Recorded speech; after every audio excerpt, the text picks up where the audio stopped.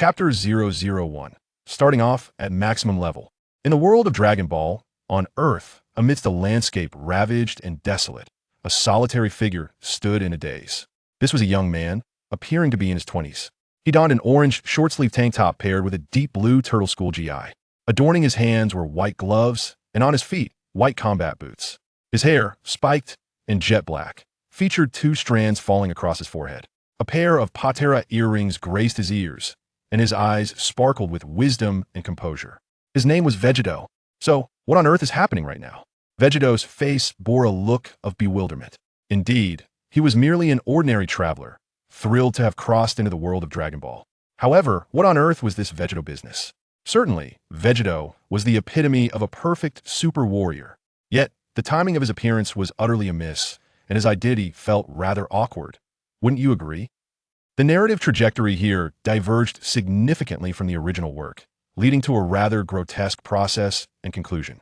After Goku and Vegeta fused, they effortlessly defeated Majin Buu, inadvertently causing his demise. Thus it unfolded. Vegito did not enter Majin Buu's body, nor could he revert the fusion, leading to the conclusion of Dragon Ball Z in such an unconventional manner. Had it not been for his arrival, the subsequent plot developments could have been easily surmised. All the deceased from this battle would be resurrected by the dragon. Then, Vegito would be the center of curiosity, with Bulma and Shishi reaching a consensus after a brief quarrel. Both women would share a husband, while Gohan, Goten, and Trunks would all call him Dad. Subsequently, Bulma would even bear him a daughter named Bra, and the family of 7 would live happily together. What the heck? A once thrilling and action-packed anime had morphed into the semblance of a family drama. Damn it. I don't want to be Vegito. I don't want to be the one left holding the bag. Vegito lamented, clutching his head in agony. Not far behind him stood the supreme Kai Dend, whom everyone fought tooth and nail to protect. Dend stepped forward, hesitantly stating, Mr. Kano, Mr. Vegeta, or rather, everyone can still use the Dragon Balls to resurrect, so there's no need for such sorrow. Vegito turned to Dend, his gaze rife with peculiarity. Sorrow? Not at all. He simply found it somewhat overwhelming. So, should he eliminate Dend? If the Dragon Balls were gone, Gohan and the others couldn't be resurrected, and he would be free of his entanglements. Dend, feeling the weight of Vegito's strange stare, instinctively took a couple steps back, swallowing hard. Ahem, just call me Vegito. He eventually decided against becoming a devil. After all, he was a fine young man of the 21st century, and it would be unreasonable to act so irrationally. Yes, Mr. Vegito. Dend responded promptly, then inquired, So, should we return to the Supreme Kai's palace now? The Dragon Balls are still there. Vegito, utterly disinterested, drooped his head and waved his hand dismissively. You can go alone.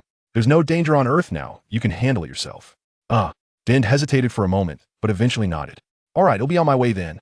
Although Dend was quite familiar with Goku and Vegeta, Vegito presented an entirely different aura, causing Dend to feel a bit intimidated, hastening his departure.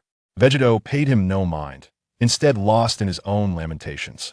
After a considerable time, he finally slapped his cheeks, forcing himself to regain his composure. Well, since I'm here, I might as well make the best of it. At worst, I can seize a time machine or a time ring and explore other dimensions. Since this Vegito had not reverted his fusion state, it indicated that this was not the main world. Perhaps he could show off in the main world later. Now let's first acclimate to the power of this body. Even though he had inherited all the memories and abilities of Goku and Vegeta, he was not the true Vegito and needed time to adjust. He began with a series of basic training exercises, executing them with remarkable agility, effortlessly completing thousands of push-ups within a minute. A casual punch possessed the might to cleave mountains and part seas. A mere kick could send Earth soaring into the void. Throughout this training, Vegito gradually gained mastery over his newfound powers, integrating them into his being. Next, it's time to gather energy, unleash it, and transform into Super Saiyan. With a mighty roar, an overwhelming aura erupted from Vegito. A white energy flame surged forth, initially erratic but stabilizing as his body adapted. Soon, his pupils transformed from black to a light green hue, accompanied by a thunderous sound and flashing lightning, as his hair and eyebrows turned golden, enveloped in a golden aura. Boom! The golden flames rapidly expanded, morphing from a fiery state into a jet-like form, with arcs of blue electricity flickering intermittently. At that moment, Vegito's gaze sharpened further. Vegito clenched his fists tightly, and with a deafening roar, The ground trembled violently. His once upright hair elongated swiftly, cascading down to his waist. The golden eyebrows vanished, the brow ridge lowered, and his face took on a rugged, chiseled appearance. Deep blue pupils emerged within his singular light green irises. The surrounding golden flames solidified into brilliant light, while the previously flickering blue arcs became densely concentrated. Chapter 002. Beerus arrives on Earth. What? This energy is overwhelming. Is Majin Buu not completely defeated? Jebbet, who had just teleported to Earth, stumbled back under the impact of an astonishingly powerful aura, collapsing onto the ground. This is Goku and Vegeta's energy. He quickly realized, truly, as a fused warrior, the intensity of this aura is astounding. No wonder they could easily vanquish Majin Buu. While uttering this, he unconsciously overlooked the fact that he was also a fused warrior. Previously, when demonstrating the abilities of the Patera earrings to Goku, the Isekai fused with his attendant Jebbet. Unfortunately, their foundations were too weak, resulting in limited power growth, rendering them a failed and inferior fusion. Fortunately, the overwhelming aura only erupted momentarily before retracting swiftly. Otherwise, not only would Jebbet struggle to maintain composure, but the very Earth might have been obliterated. Jebbet turned his gaze toward the source of the energy, spotting Vegito, now transformed into Super Saiyan 3, engaging in combat amid the ruins. What was he doing? Jebbet pondered, momentarily perplexed. Was Vegito experiencing a psychotic episode, attacking thin air? He had been closely monitoring the earlier battle through a crystal ball and knew that Majin Buu had been defeated, prompting his teleportation to Earth. Yet, observing Vegito's antics led him to instinctively believe the battle was still ongoing. However, he soon discerned the truth. Vegito was striving to adapt to the overwhelming power he possessed. Impressive. Despite not fully adjusting to the power from the fusion, he managed to eliminate Majin Buu. With such strength, who in the universe could possibly rival him? Jebbet was left in awe, unable to suppress his admiration. But wait, there is someone stronger. At that moment, a voice echoed in his mind. Jebbet paused, quickly realizing the identity of the voice, and inquired, "Elder, is Vegito not the strongest? I can't fathom what kind of power could surpass his.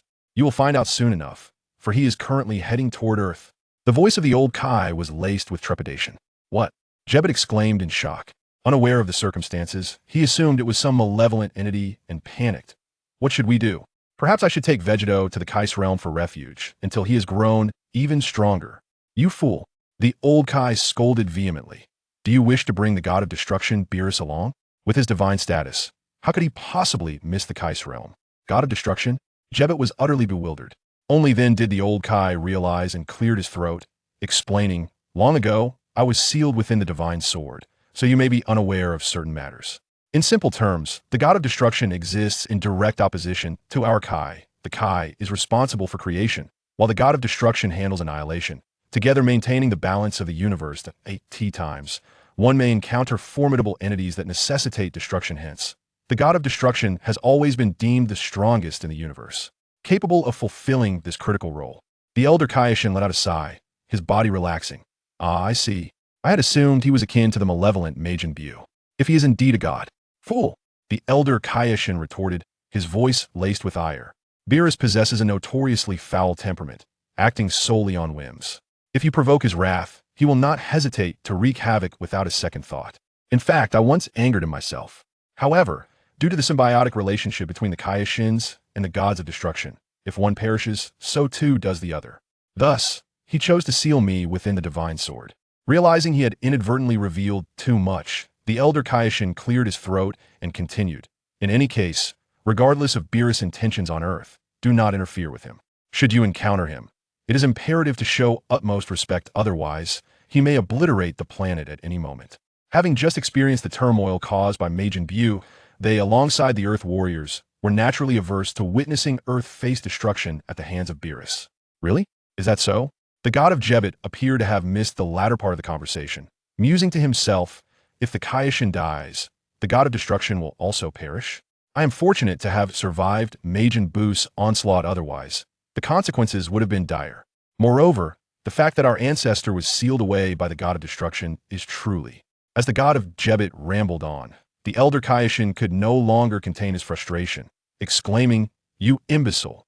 Hurry and clarify matters with Vegeta," instructing him not to provoke Beerus, otherwise, we shall face grave consequences. Yes, yes. I shall do so immediately. The god of Jebet, now fully aware of the gravity of the situation, felt a drop of cold sweat trickle down his face as he hurriedly scurried towards Vegeta. Vegeta, wait a moment. There is something of utmost importance I must convey to you. Beerus, the god of destruction, has come to Earth? Upon hearing the god of Jebet's account, Vegeta was momentarily taken aback. Wasn't it still several years until Beerus would awaken? Why had he arrived prematurely? What would the god of Super Saiyan do now? He was not entirely certain he could contend with him. Chapter 003, Battle on the Brink. This is Earth, and thus, the individual below is the Saiyan who roused me from my slumber. As Vegeta conversed with the god of Jebet, a voice resonated from the sky. Vegeta glanced upward, his expression shifting instantly. Speak of the devil, and he shall appear. In the high altitudes there was a cat, a blue-skinned creature. It was none other than Beerus, the god of destruction, accompanied by his attendant Whis. From Beerus' words, it seemed he had awakened early because of Vegeta's disturbance. Vegeta immediately recalled that the immense energy he had unleashed while transforming into Super Saiyan 3 must have reverberated through the cosmos, alerting the slumbering Beerus. But could such a magnitude truly rouse Beerus from his slumber? Regardless, he had indeed arrived. Beerus descended from the heavens, landing before Vegeta and scrutinizing him with disinterest, stifling yawn, before flicking away an irksome tear from the corner of his eye. Whis, you must have made an error. He appears rather unremarkable. At this level, I could extinguish him with a mere flick of my finger. How could he possibly be the so-called god of prophecy? Whis corrected him. He is the god of Super Saiyans. Yes, yes, the god of whatever, Beerus replied dismissively, before waving his hand and declaring, in that case, I shall simply destroy Earth to avoid a futile trip. With that, he extended his right hand, a purple sphere of destructive energy coalescing within his palm. Wait! The god of Jebet leapt forward, beads of cold sweat dotting his forehead, internally lamenting. Just as the elder had warned, his temperament is indeed dreadfully vile. What? Do you have an objection? Beerus tilted his head, yet the destructive sphere in his hand remained unabated. Though Beerus maintained a facade of calmness, his demeanor exuded an overwhelming sense of disdain. The realization that he stood before the most powerful god of destruction in the universe left the god of Jebet in a state of trepidation, rendering him speechless. Thankfully, Whis interjected from behind. Lord Beerus, this individual is the Kaioshin. Are you certain you wish to annihilate him as well? What? Beerus was taken aback, hastily dissipating the destructive sphere, his eyes widening as he gazed at the god of Jebet. What business do you, a Kaioshin, have on Earth? The stark contrast in Beerus' demeanor left the god of Jebet momentarily dazed. However, he quickly regained his composure, realizing that the elder had indeed spoken the truth. The Kaioshins and gods of destruction were symbiotic. Otherwise, Beerus would not display such concern. With this thought, the god of Jebet breathed a sigh of relief, recalling the elder's admonition, and respectfully addressed Beerus. Lord Beerus, it is all due to Majin Buu. He recounted the events surrounding Majin Buu, including Goku and Vegeta's fusion through the earrings, ultimately leading to Buu's demise. Beerus, however, seemed indifferent to the details, having merely inquired casually, not expecting the god of Jebet to take it so seriously. Nonetheless, Whis remarked, it must be noted that it is Lord Beerus' dereliction of duty. This should have been the responsibility of the god of destruction. Moreover, to place the Kaioshin in such peril should anything transpire, and if Lord Zeno were to learn of this. Upon Whis' reminder, Beerus broke into a cold sweat. The thought of destroying Earth had vanished entirely from his mind. By the way, you must be the Saiyan who vanquished Majin Buu, Vegeta, correct? Beerus forced a smile, turning his gaze towards the silent Vegeta. Whis stifled a chuckle. Lord Beerus, your method of diverting the topic is rather crude. Enough.